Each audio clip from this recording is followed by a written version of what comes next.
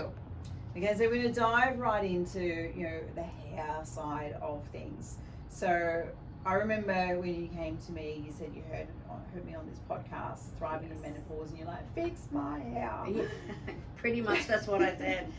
Talk us through your hair journey, up to that point.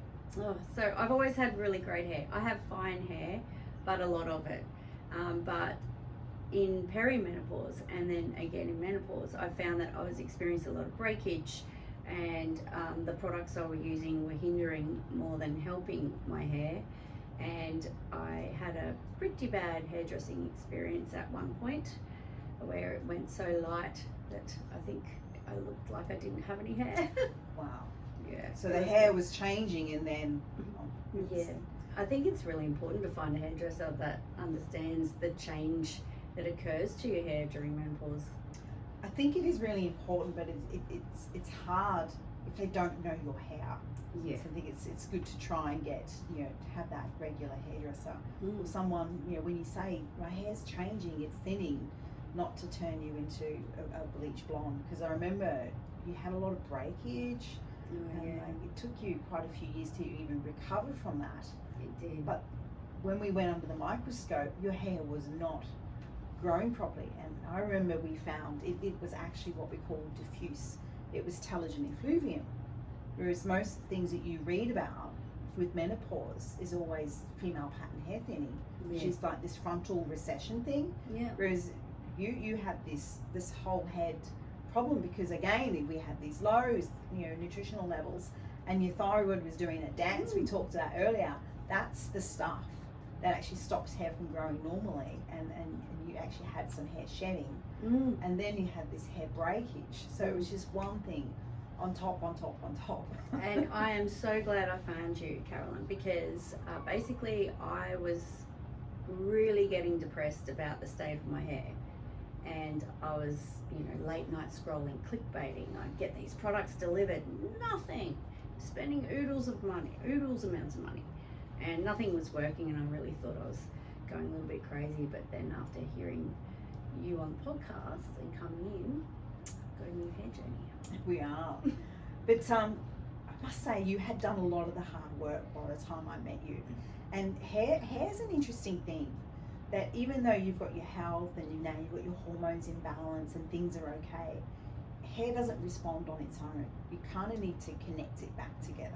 And that's what we do, and we do it through looking at your function, and we do nutrition and food, and we just really gave you that extra layer of how to reconnect the hair back together.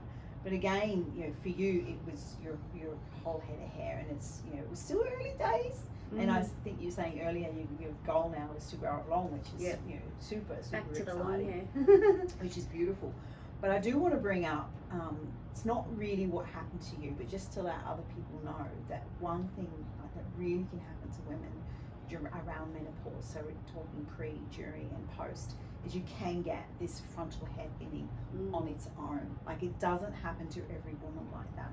So you might remember when you were clickbaiting that you might find menopause hair loss. Yes. But then you've also got menopause hair thinning. And you're like, well, what's happening to me? A lot of the time, they both mean the same.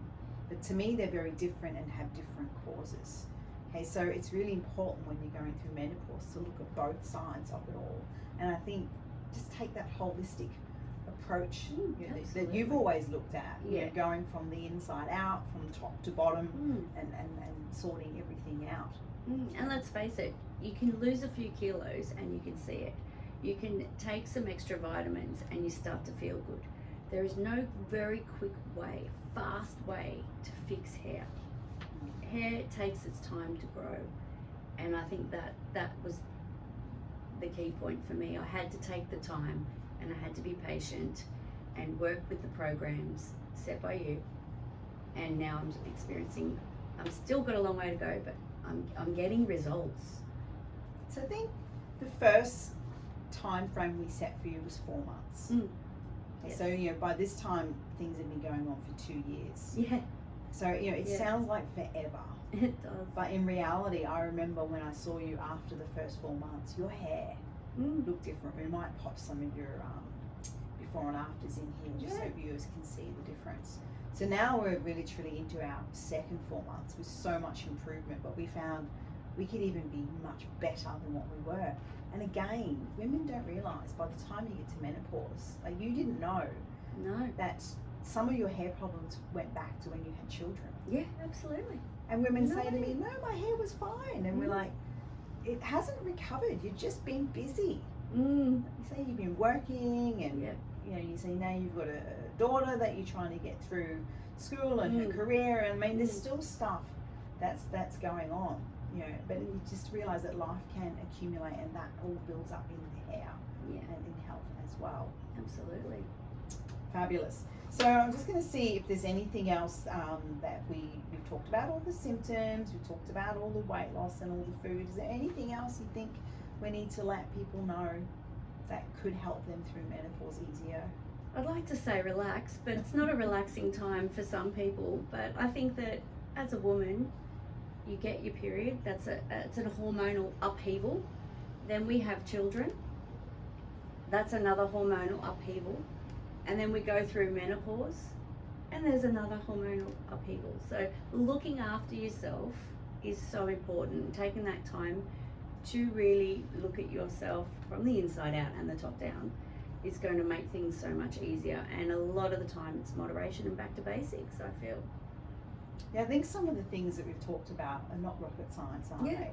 And you know, they're probably things that we've come across throughout life, and life gets busy and Yeah. gets in the way. And you do tend to look for quick fixes when you get a bit desperate and the kids are hungry and you've just come back from work and things are piled up. And that happens.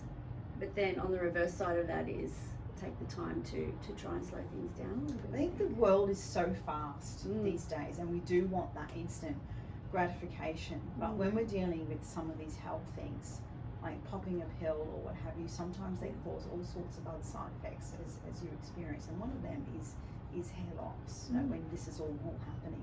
So we do have to look at the balancing act of health and life and hormones, and all of those things. Yep. And if you have those, lifestyle tools in your kit, Mm. when you fall off a little bit, when you're busy, it doesn't matter, but you also know how to get back on and help. So I think overall, if women knew these things, they could really get through menopause much easier. I think so. It's about creating awareness and building a good team.